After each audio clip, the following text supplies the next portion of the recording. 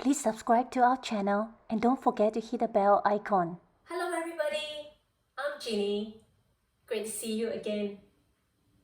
Have you seen a crocodile before? Crocodiles has been around for a very long time. Are you guessing that our story today has something to do with crocodiles? Well, you are right. Our story today is titled Crunch the Crocodile. Come, let us begin. Crunch the Crocodile by Josephine Croser, illustrated by Carol McLean Cowell.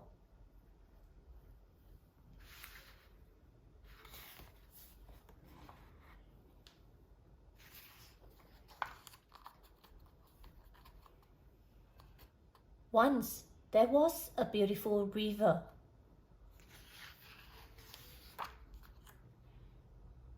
On the banks of the river lived a greedy crocodile. His name was Crunch. All the creatures of the river would tremble when they heard his voice.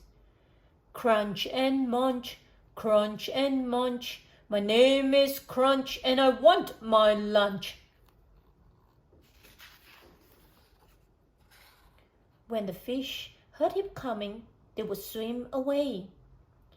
When the frogs heard him coming, they would hop away. When the worms heard him coming, they would wiggle away. When the snakes heard him coming, they would slither away. And when the lizard heard him coming, they would run.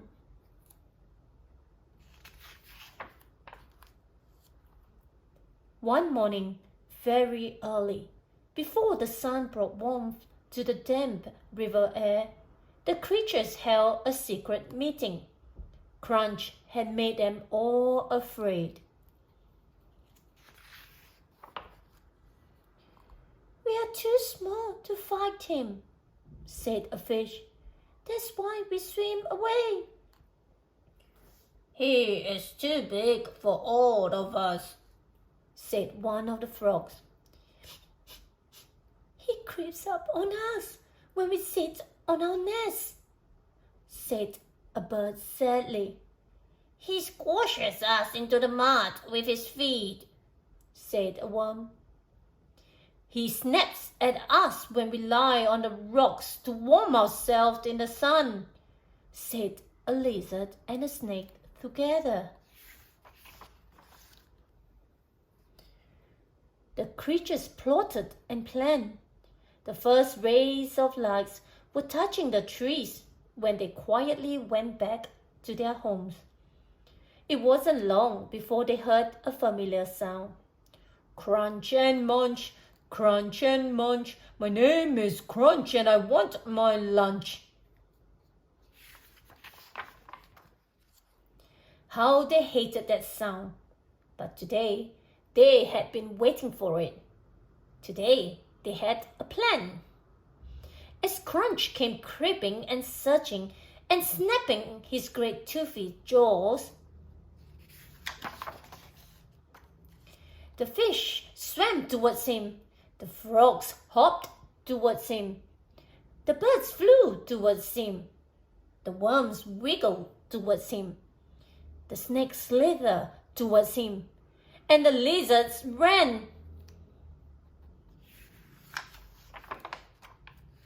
Crunch saw them coming with his bulgy eyes bulged bigger. The fish were chasing him. The frogs were chasing him. The birds and lizards and snakes and worms were all coming nearer and nearer. What a big, gigantic, monstrous meal Crunch would have.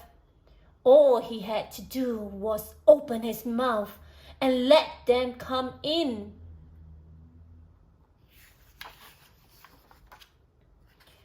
But Crunch was not only greedy, he was also a terrible coward.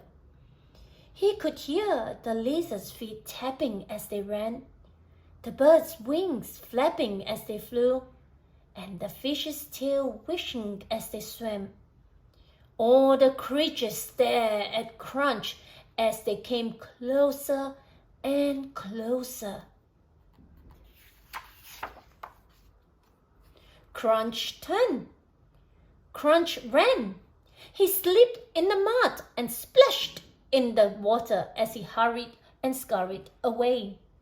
Crunch kept going. He didn't want any swimming, running, hopping, wiggling or flapping things coming after him. The creatures of the river stopped and listened. Crunch kept on running. The birds twittered, the frogs croaked, and the worms gulped in the mud.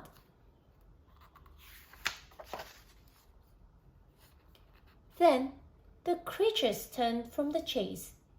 The fish swam, the frogs hopped, the birds flew, the worms wiggled, the snakes slithered, and the lizards stood up and ran home to their own part of the river.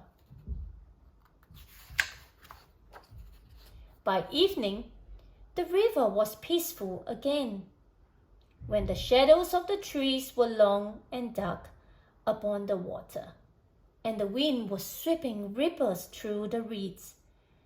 The creatures of the river fell asleep.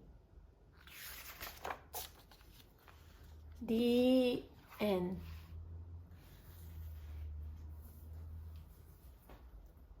I hope you enjoyed today's story. We look forward to seeing you the next time. Goodbye.